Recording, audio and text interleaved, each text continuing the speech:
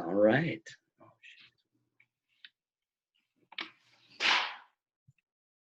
All right, Amber, so we are live.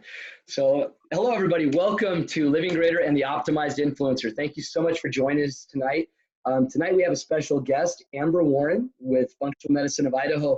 And she's going to be sharing with us a little bit on gut health. And who knows where else we're going to go with this, because anytime we get talking about this stuff, it's awesome. It's absolutely fun. I'm so excited for this.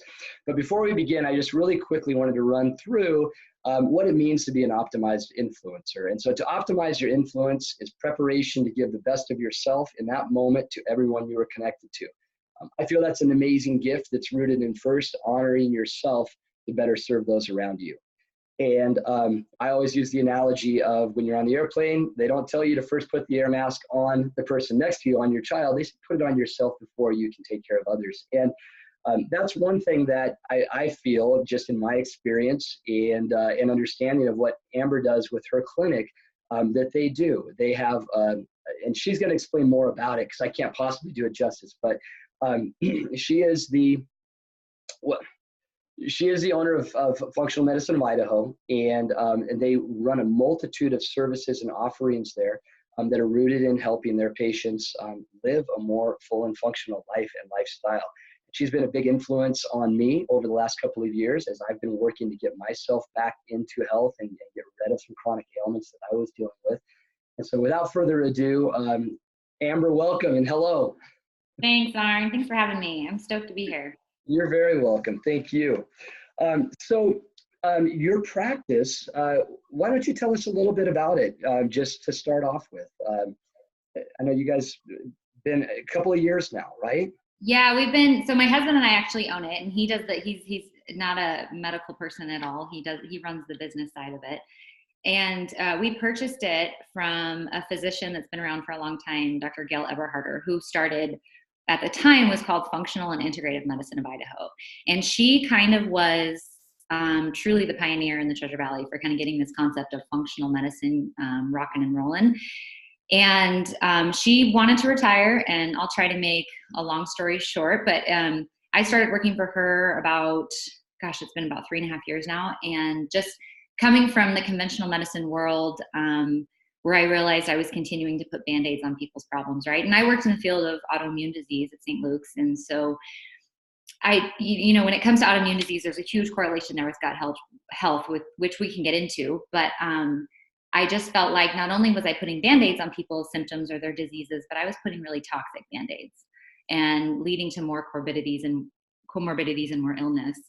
So went to work for her after I just realized I couldn't really hang in the conventional system much longer.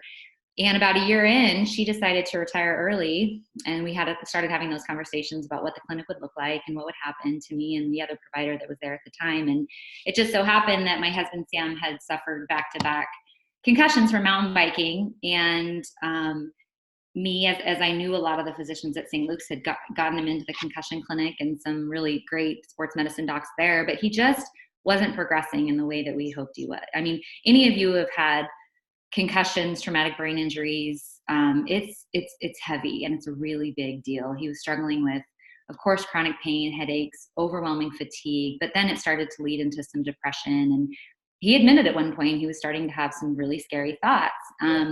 So right away, I got him in to see Dr. Eberharder, and it honestly didn't take a lot. We ate really healthy, but just really starting to pinpoint some specifics within his diet.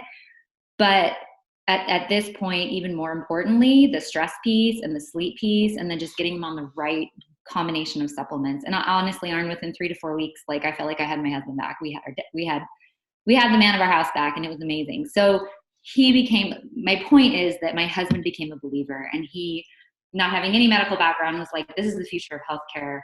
We got to do this. We're going to buy this clinic from Dr. Eberharder. And he had a career going. He works in the technology space. And I'm like, are you crazy? So we just really feel like God opened some doors for us and brought us the right resources and the right people to make it happen. And here we are. So it's exciting. So that's our testimony of how we got here. That's such an amazing story. And I think it's fascinating how, that's in large part what brought me into your clinic. as you know, but was just some underlying issues. Like there were so many things on the top that it was like, I shouldn't be feeling the way that I'm feeling. Right. And yet, boom, I am. And so it's neat how, I guess, those passions, like thinking back to the brain injury aspect of one of the things that I learned a few years back is that brain injuries, when people have a TMI, it's more of a metabolic condition. I mean, there is physical trauma to the brain, but the healing process is nutritive, right? I mean, that's I think one of the biggest hidden pieces and misconceptions that I think is holding us back from recovering properly. Right. And it sounds like that's, I mean, it's thankful that was into your world, but.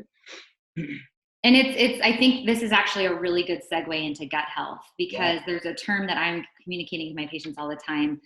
Leaky gut equals leaky brain, right? So there's just this, when we've got inflammation that's going on within, in this case, and in the case of a TBI within the brain, that almost always correlates with leaky gut. And so a huge thing for him was also working to heal the gut to help calm down the inflammation. You've got this pretty intense connection. The vagal nerve connects the brain to the gut.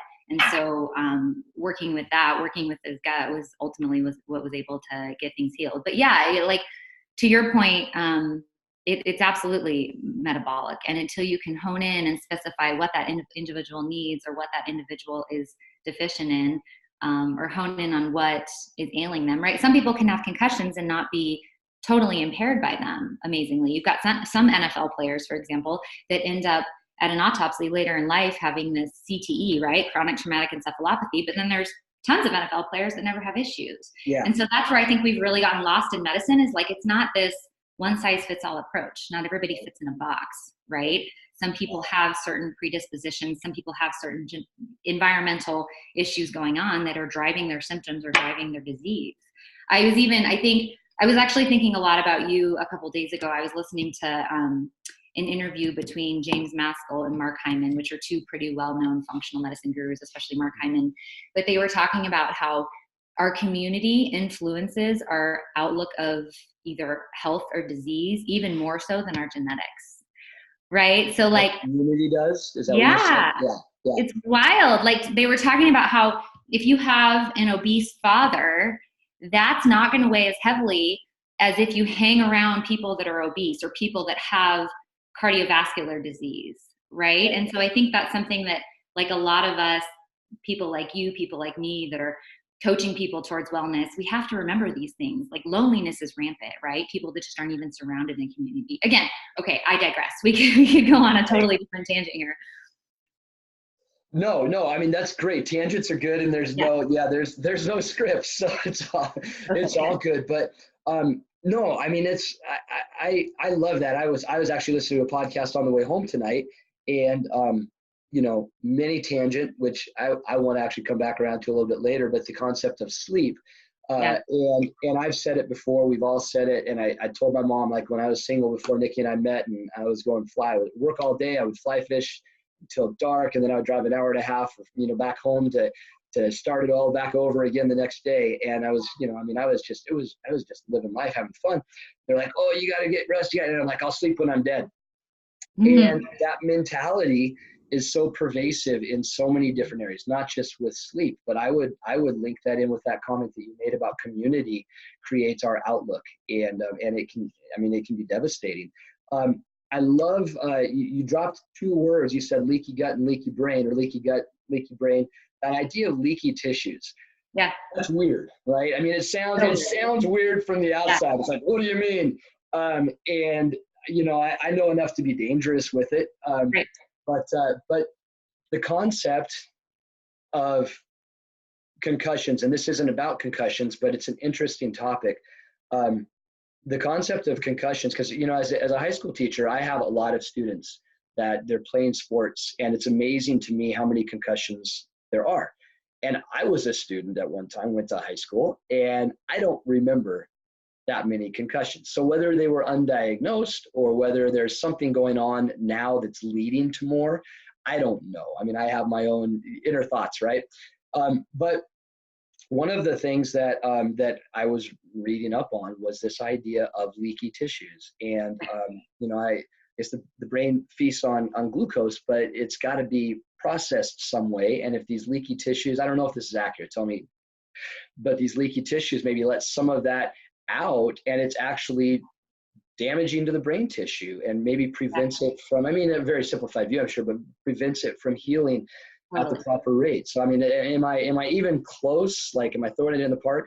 No, you absolutely are. That's kind of that connection, right? That leaky gut, leaky brain connection. And I think, I mean, that's a really good segue even into something like sleep, like when we're talking about sleep and being able to heal from traumatic brain injury. Because one of the main causes, and I realize I'm kind of jumping ahead myself. I didn't know if you wanted me to kind of get more into what leaky gut is or what the science behind it is. But one of the causes of leaky gut is stress, right? I see so many patients come into my clinic and their diet is impeccable, right? They take really good care of themselves with regards to exercise and, for the most part, lifestyle, except for stress, right?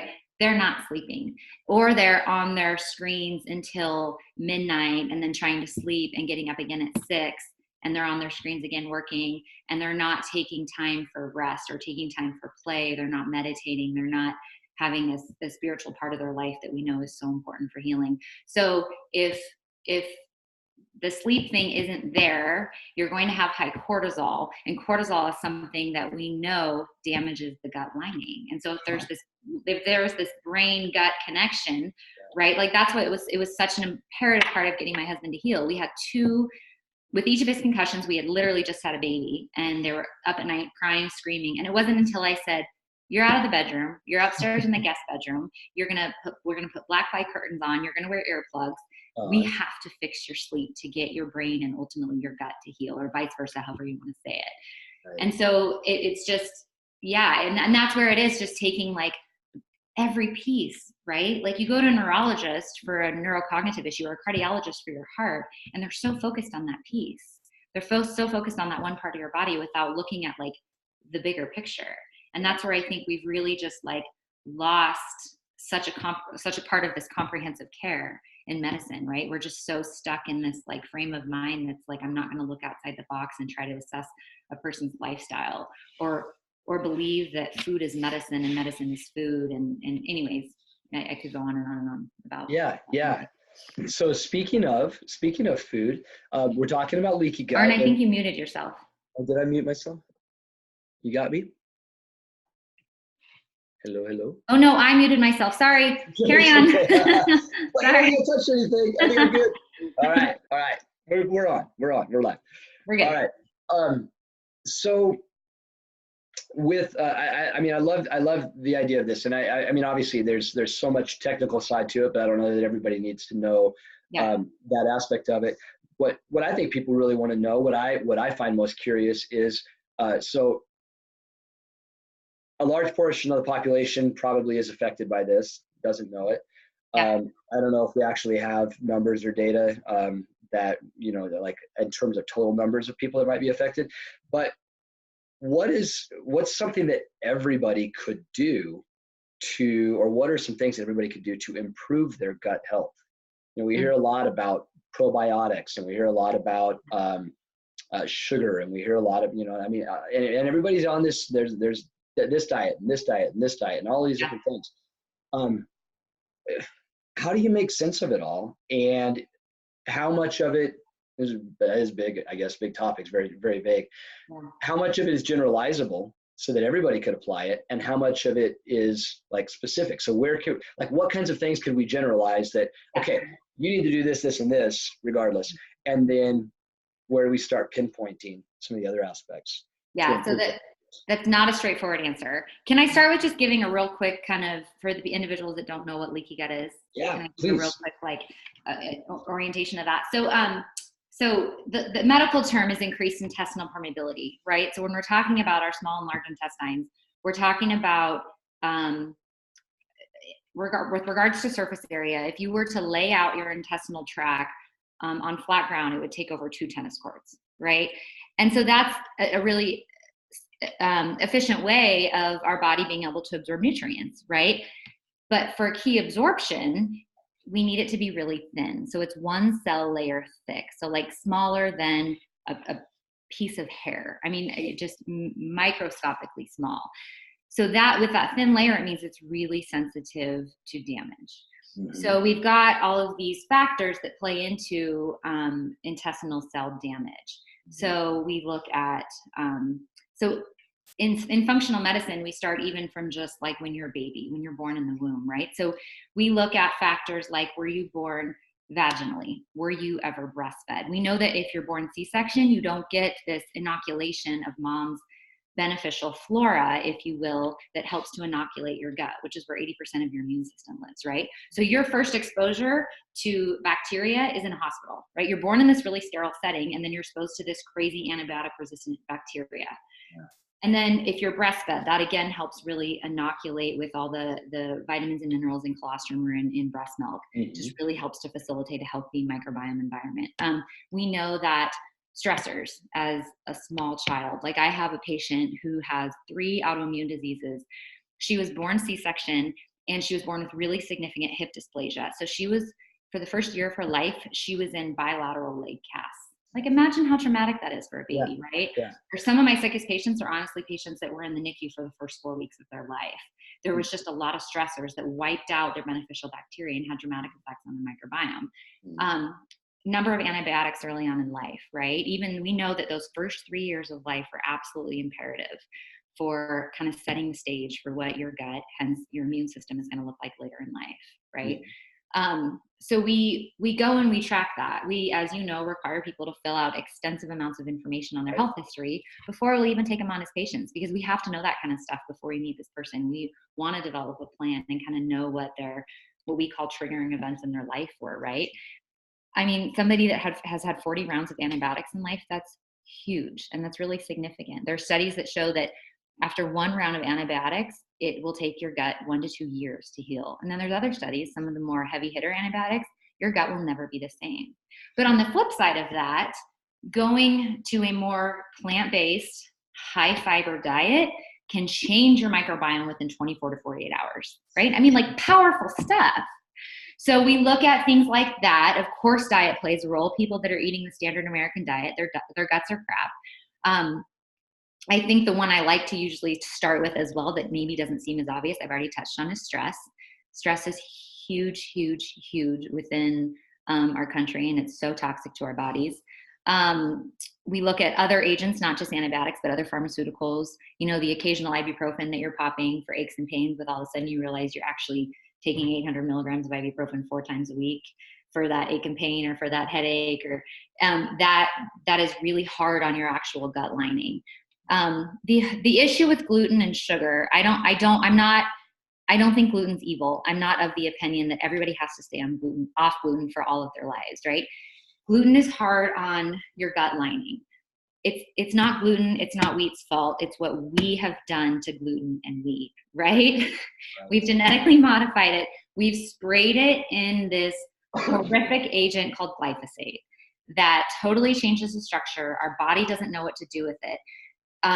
So the exposure to herbicides and pesticides is something that we really focus on and hone in on as well. Again, people come to me, impeccable diets, but they're not eating organic, or they grew up on a farm, right? They lived on a farm from the age of 3 to 17, and they had fun. I've got a couple patients that have told me, yeah, I remember being a kid, we'd always chase the spray truck, right? Or every time the planes would come out, we'd go and run around and try and get their attention, right? And I'm like, oh my gosh, you're gonna be so hard to take care of. You're so tough.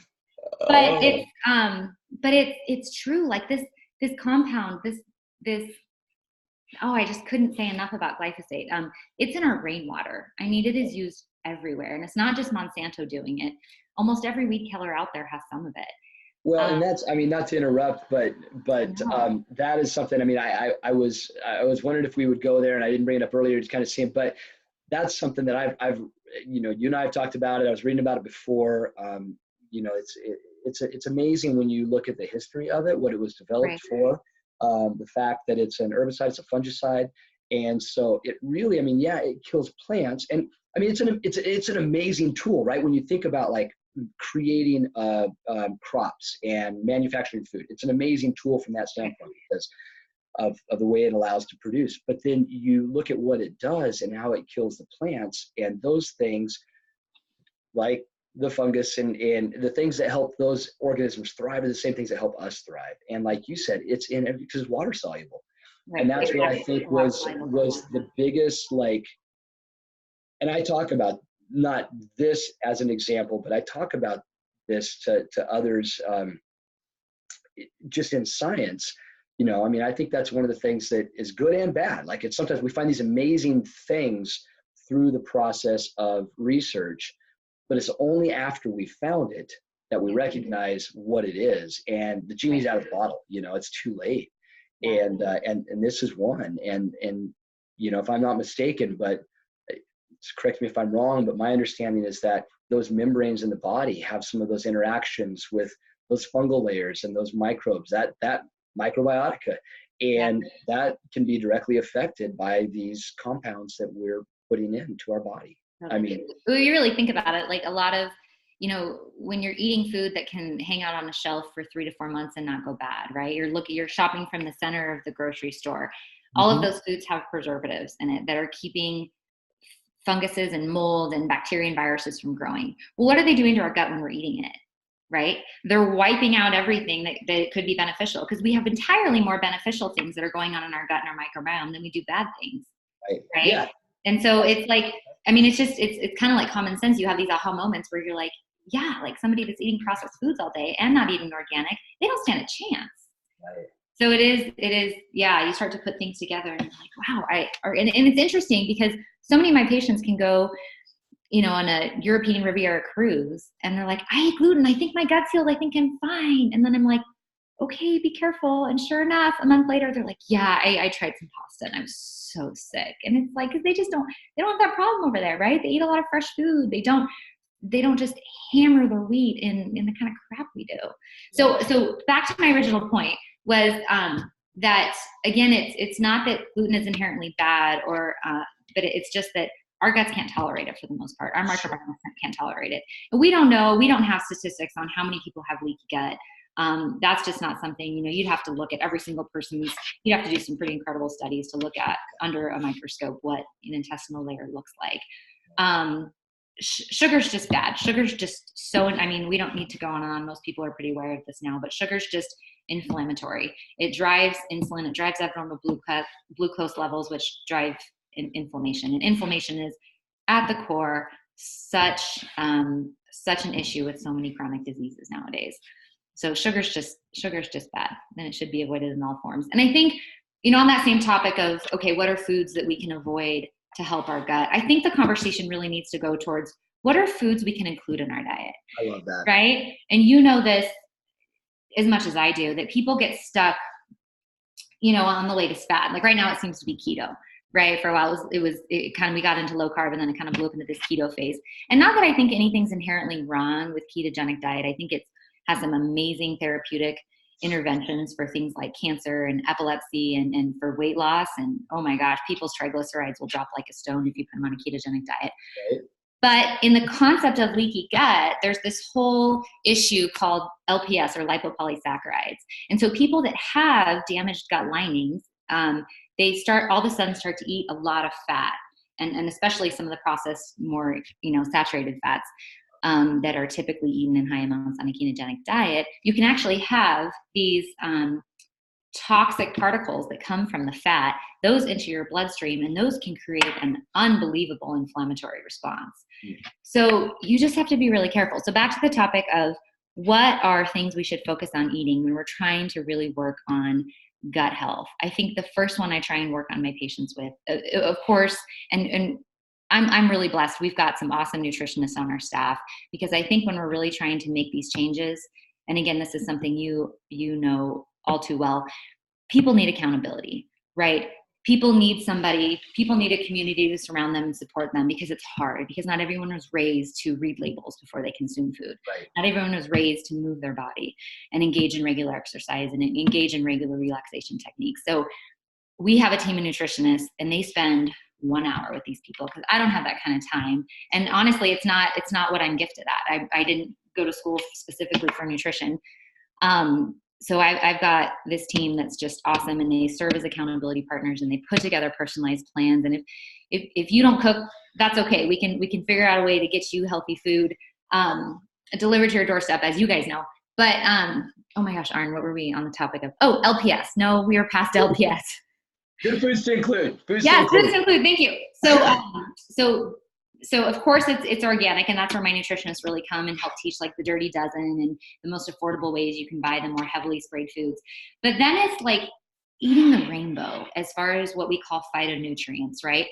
Nutrients that our bodies need to thrive on, right? So eating foods that we know are high in vitamin A and carotenoids and zinc, and so getting all the colors of the day. I've got this awesome handout I give to patients. I started giving it to just kids, but now I give it to a lot of adults even, that's got like all the colors of the rainbow. And I'm like, every day, Monday through Sunday, I want you to fill in what color you ate that day, right? And my goal for you is that you're hitting at least 5 of those colors that day. Because it's easy to say, okay, you need to be eating 6 to 7 servings of vegetables a day, right?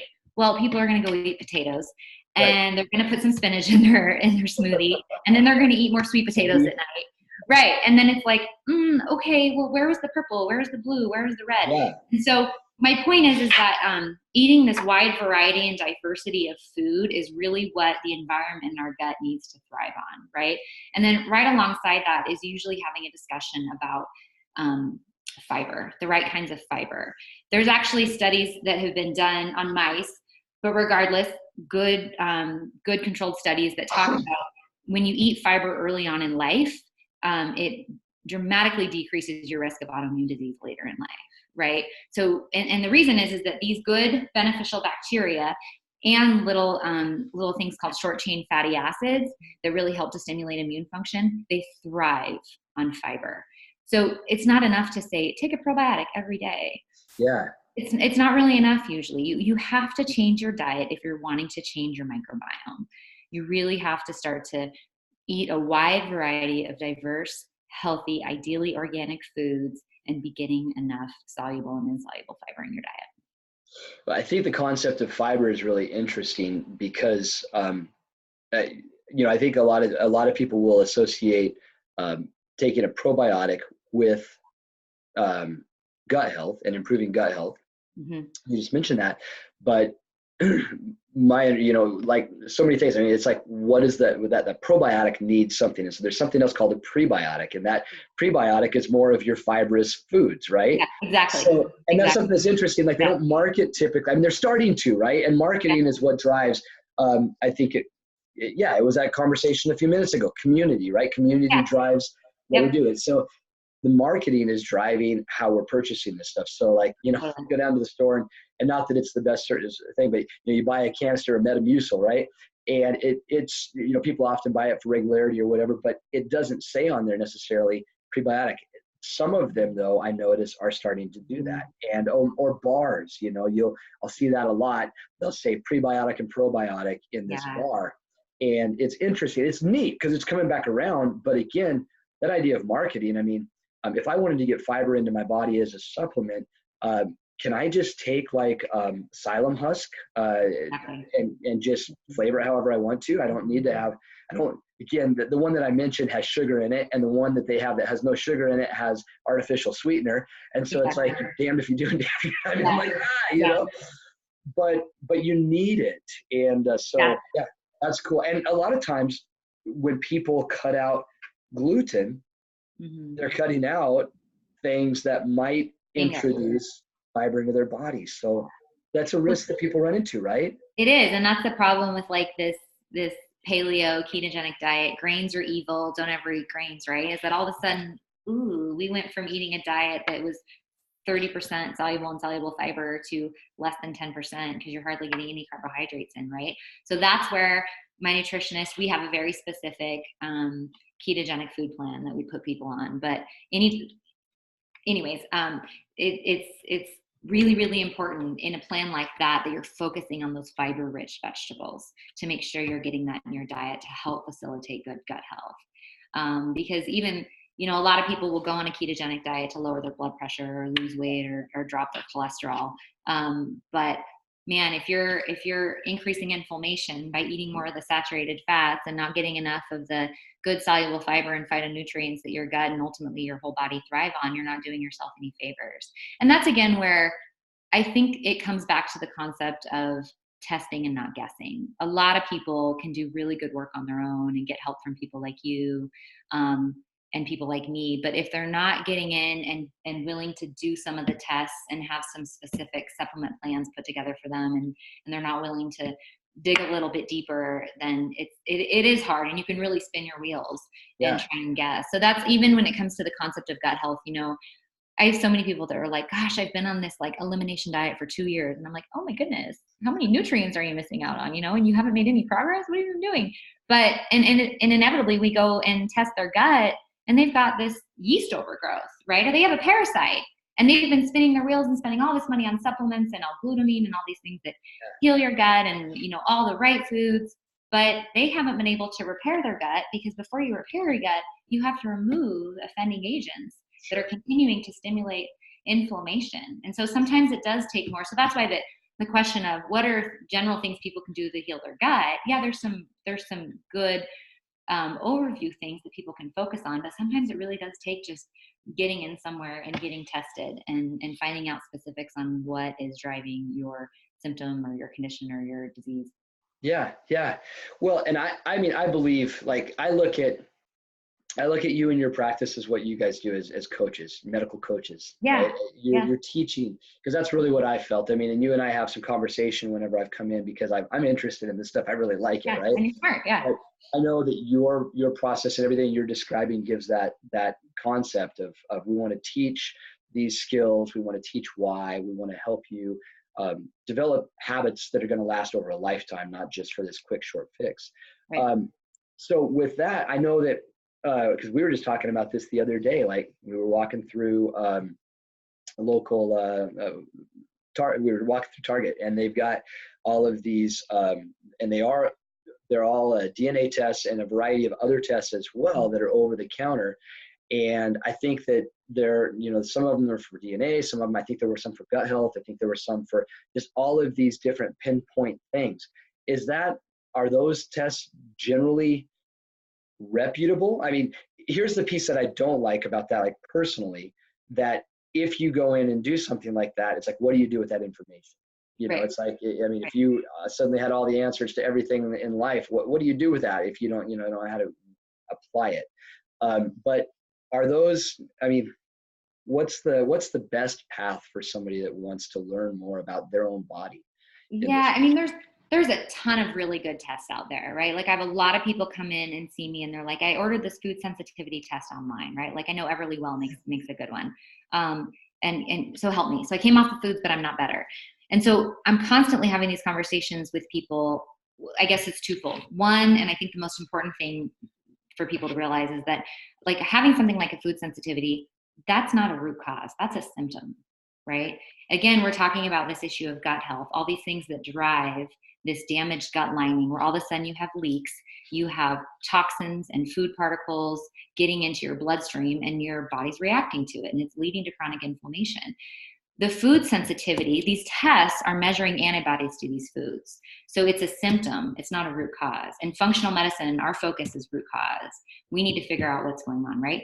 Back to the concept of sleep. Insomnia is not an ambien deficiency, right? It's just not. Like we have to figure, is it high cortisol? Is there a liver issue? Is it the blue screen addiction at night? Is it over-exercising late at night?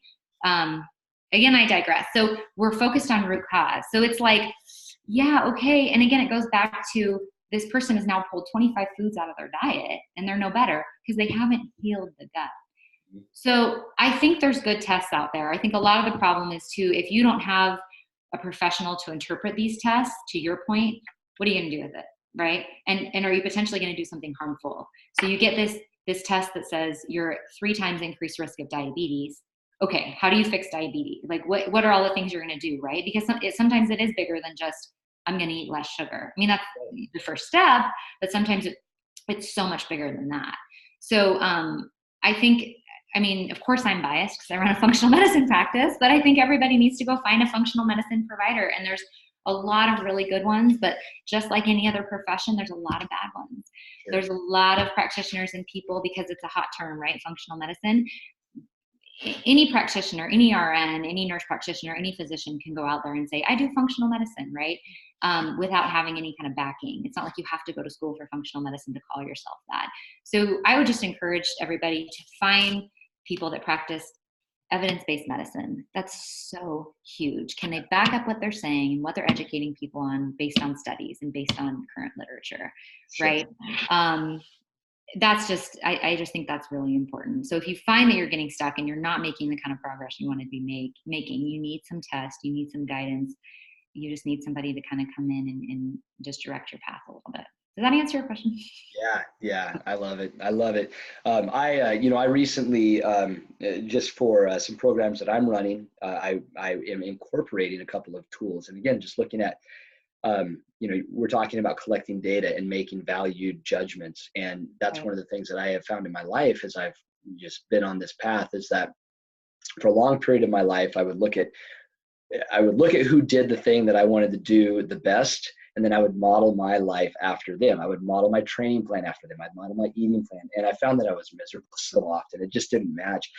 And this whole sleep thing for me was just like, okay, this is something I need to get a grip on. And so, using the Aura Ring, I use the Loop Strap to help me monitor those. And not that you have to use both of them, but I've got a reason. But I really enjoy what I see, and I've been using it personally for me to dictate largely how I'm going into my physical life, because I want to be able to perform in life. Readiness. Yeah. When I go in to train, I largely base my training load that day and how hard I go on how recovered my body is, which is a total 180 departure from what I used to do, which was train hard, train every day, go regardless of how you feel. And, if you're not first, you're last, amen to Ricky Bobby, and it's just not, it's not the way. And so that you mentioned evidence-based, you mentioned data.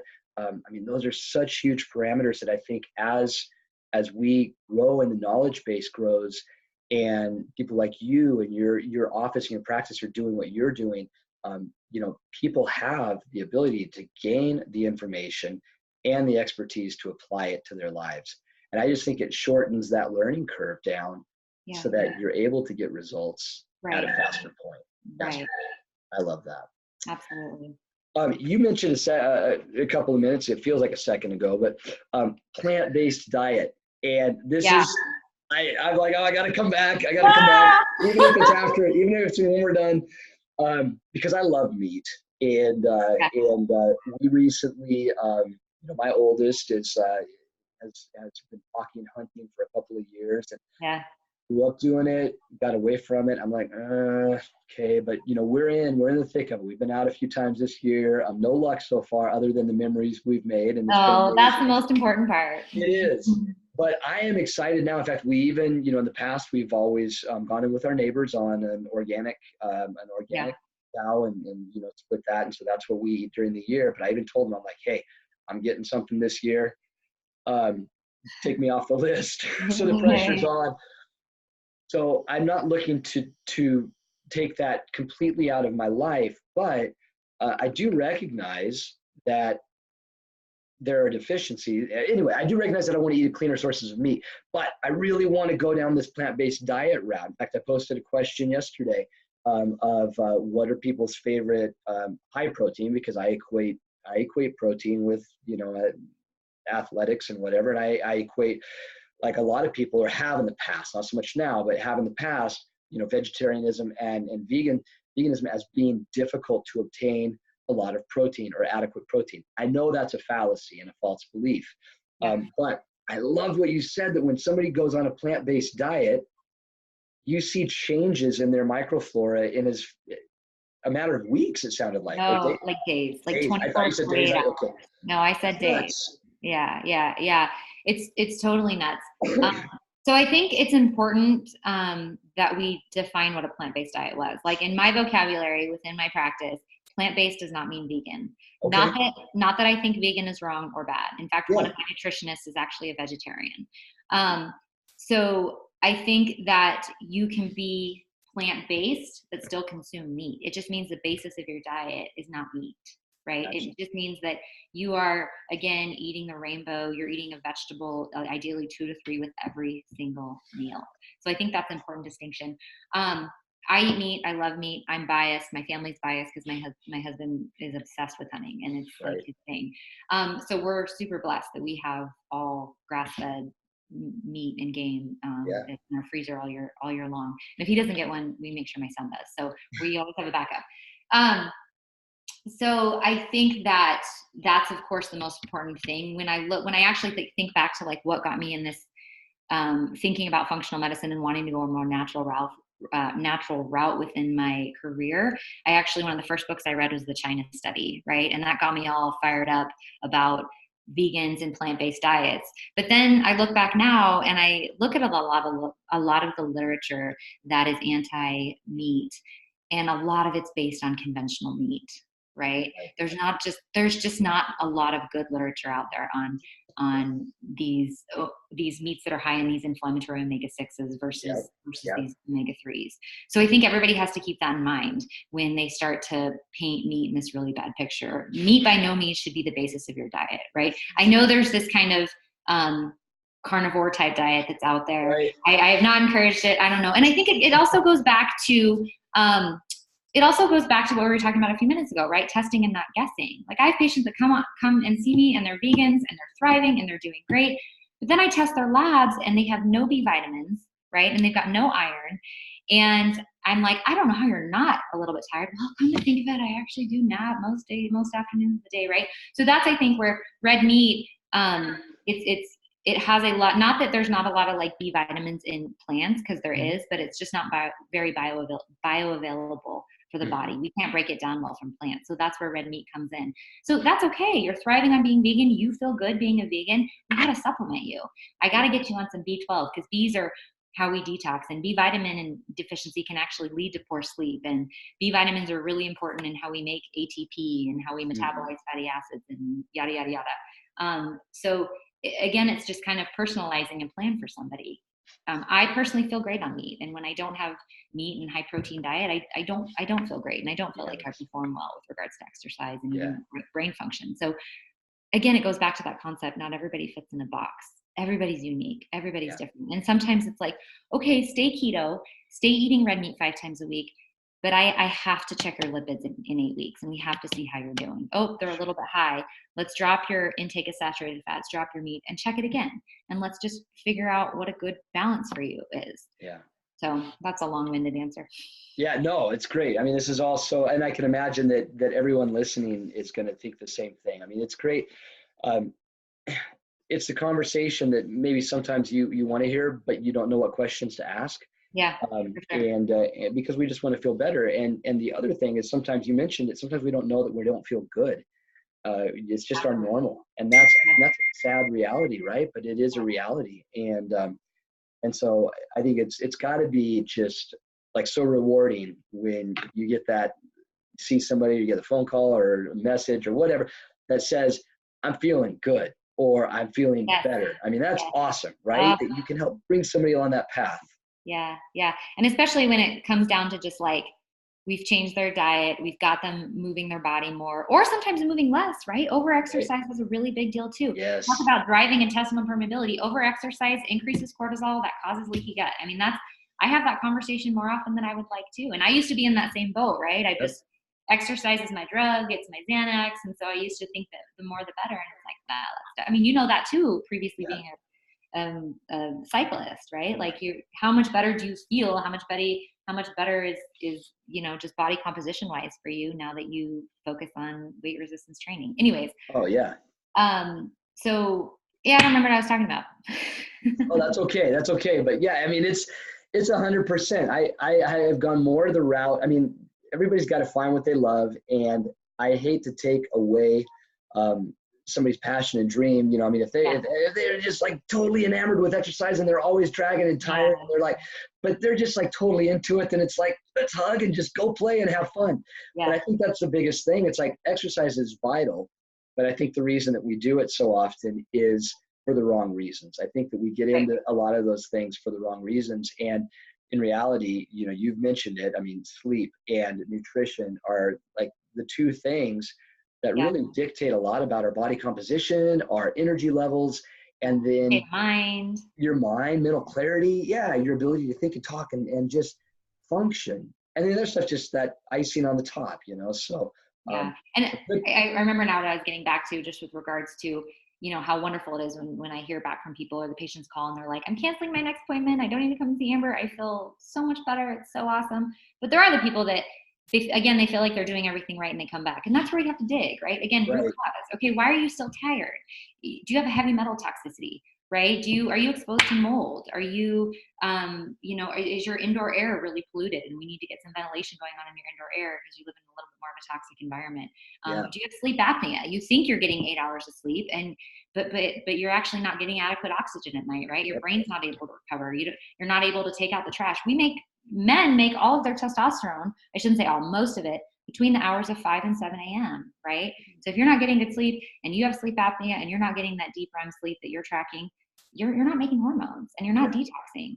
Yeah. So sometimes we have to keep digging, and that's hard because it can get expensive and it can get frustrating. And we're so stuck in this pill for an ill, I'm going to feel better within a week mentality that sometimes people don't want to do the work. They don't want to hang in.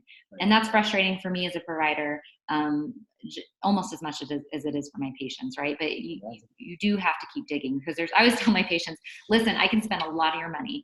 I have a ton of really cool functional medicine and genetic tests we can do, and it's really cool, but we start peeling away the layers of the onion. We start with the most obvious stuff first. And if we have to go deeper, we're going to go deeper, because we're not going to give up until we get you feeling better or figure out why you're not feeling well.